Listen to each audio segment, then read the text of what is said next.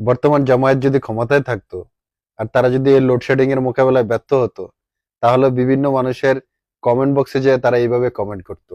ধরেন কেউ তার ফেসবুক আইডিতে পোস্ট করলো এইভাবে যে কারেন্ট আসবে কখন, আর গরম সহ্য হচ্ছে না, তখন তারা ওইখানে যা কমেন্ট করতো যে দুনিয়ার এই সামান্য গরম সহ্য হচ্ছে না, কবরের আযাব কিভাবে সহ্য করবেন। তারপর ধরেন কেউ আবার এইভাবে পোস্ট করলো, জামায়াতের মাননীয় প্রধানমন্ত্রী তাড়াতাড়ি কারেন্ট দেওয়ার ব্যবস্থা করুন, আর ধৈর্য কুলাচ্ছে না।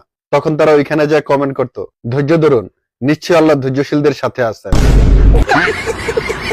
ধরেন এরপর কেউ একজন পোস্ট করলো, জামায়াত ক্ষমতায় থাকার পরও আমাদের দুঃখ কষ্ট দূর হচ্ছে না, এখনো লোডশেডিং। এরপর তারা ওইখানে যা কমেন্ট করতো, আল্লাহ যাদেরকে ভালোবাসেন তাদেরকেই বেশি দুঃখ কষ্ট দিয়ে থাকেন।